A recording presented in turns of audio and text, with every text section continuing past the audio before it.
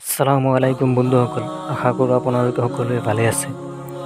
মহা ফজিলতপূৰ্ণ আৰু বৰকতপূৰ্ণ ৰাতি লাইলাতুল বৰাত। শবে বৰাত এটি ফৰাচী ভাষাৰ শব্দ। শবে শব্দৰ অৰ্থ ৰাতি আৰু বৰাতৰ অৰ্থ ভাগ্য, অৰ্থাৎ শবে বৰাতৰ অৰ্থ হ'ল সৌভাগ্যৰ ৰাতি। এই ৰাতিতে মুছলিম জাতিৰ ভাগ্যৰ ৰাতি। এই ৰাতিটোক পবিত্ৰ শবে বৰাত হিচাপে পালন কৰে সমগ্ৰ মুছলমান উম্মতে।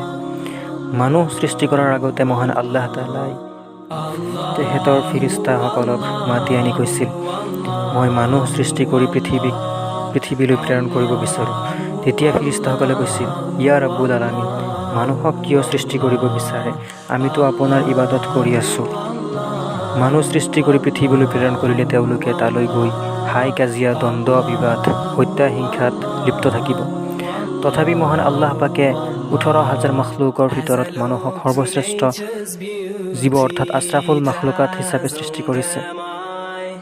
আশ্ৰাফুল মাখলুকাত মানে সৃষ্টিৰ শ্ৰেষ্ঠ জীৱ। পৃথিৱীৰ সকলো জীৱৰ ভিতৰতে মানৱ জাতিক সৰ্বশ্ৰেষ্ঠ জীৱ হিচাপে সৃষ্টি কৰিছে। পৃথিৱীত মানৱ জাতিৰ আৰম্ভণিতে মানুহৰ বয়স আছিল 100 পৰা 200 বছৰলৈ। সেই সময়ৰ মানুহে 100 পৰা 200 বছৰ জীয়াই থাকি আল্লাহৰ ইবাদত বন্দেগী কৰি সন্তুষ্ট অৰ্জন কৰিছিল। কিন্তু আল্লাহ তাআলাই সৰ্বশেষ নবী হজৰত মুহাম্মদ সাল্লাল্লাহু আলাইহি ওয়াসাল্লামৰ উম্মতৰ বয়স কমকৈ দিছে, অৰ্থাৎ সৰ্বশেষ নবীৰ উম্মতসকলৰ বয়স অন্যান্য নবীৰ উম্মতৰ বয়সতকৈ কম হ'ব। আগৰ নবীৰ উম্মতসকল যিহেতু 100 পৰা 200 বছৰ জীয়াই থাকি আল্লাহ তাআলাৰ ইবাদত কৰিছিল, তেনে ক্ষেত্ৰত হজৰত মুহাম্মদ সাল্লাল্লাহু আলাইহি ওয়াসাল্লামৰ উম্মতসকল 60 পৰা 80 বছৰ জীয়াই থাকি কেনেকৈ আল্লাহৰ ইবাদত কৰিব? সেইবাবে মহানবী হজৰত মুহাম্মদ সাল্লাল্লাহু আলাইহি ওয়াসাল্লামৰ উম্মতসকলৰ বাবে আল্লাহ তাআলাই কেইটিমান ৰাতি পৰ্ব বা উপলক্ষ দান কৰিছে। এই নিৰ্দিষ্ট সময়কেইটাত বিভিন্ন ইবাদত বন্দেগী কৰিলে আগৰ উম্মতসকলৰ দৰে হজৰত মুহাম্মদ সাল্লাল্লাহু আলাইহি ওয়াসাল্লামৰ উম্মতসকলে পূৰ্ণ লাভ আৰু মহান ৰাব্বিল আলামিন আল্লাহৰ সন্তুষ্ট অৰ্জন কৰিব পাৰিব। যিকেইটা ৰাতি পৰ্ব বা উপলক্ষ পূৰ্ণ আন্তৰিকতাৰ সৈতে মহান পালনকৰ্তাৰ ইবাদত কৰি 60 পৰা 80 বছৰ বয়সৰ সংক্ষিপ্ত জীৱনৰ পূৰ্বকালৰ শত সহস্ৰ দীৰ্ঘায়ুপ্ৰাপ্ত ব্যক্তিসকলৰ সমান নেকি ও সৱাব লাভ কৰিব পাৰিব। এই সকলো ৰাতি পৰ্ব বা উপলক্ষৰ ভিতৰত গুৰুত্ব আৰু ফজিলতৰ ফালৰ পৰা যাৰ স্থান দ্বিতীয় বা ৰমজানৰ পিছতেই যাৰ স্থান দ্বিতীয়, সি প্ৰতি বছৰতেই শ্বাবান মাহত আমাৰ ওচৰলৈ আহি থাকে। আৰবী মাহৰ অষ্টম মাহ শ্বাবান মাহ। এই মাহৰ এনে এটি ৰাতি আছে যিটো ৰাতিত ইবাদত কৰিলে অসীম সৱাবৰ অংশীদাৰী হ'ব পাৰি। সেই ৰাতিটোৰ নামেই লাইলাতুল বৰাত অৰ্থাৎ শবে বৰাত।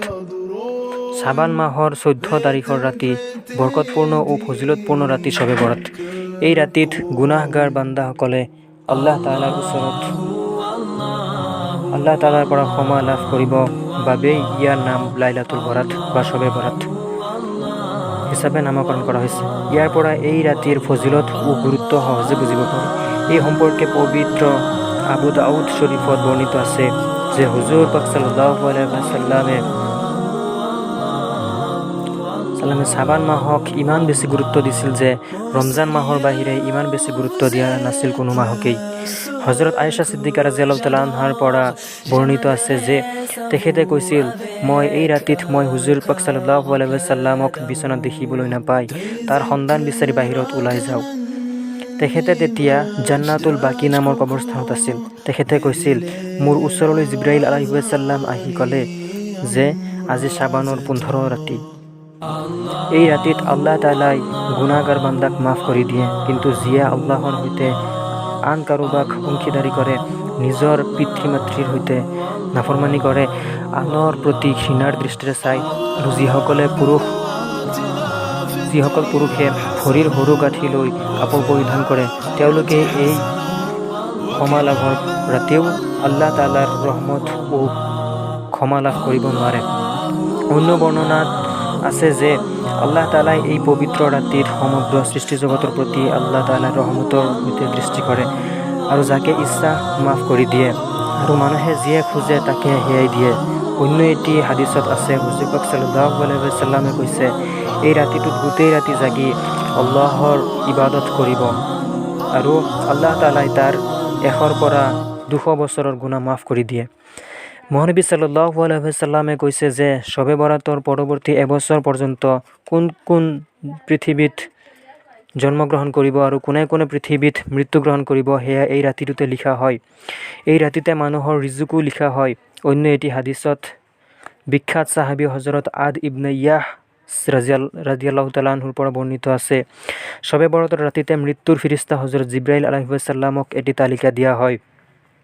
সেইটো তালিকাত পৰৱৰ্তী বছৰত যিসকলৰ মৃত্যু হ'ব তেওঁলোকৰ নাম লিখা থাকে।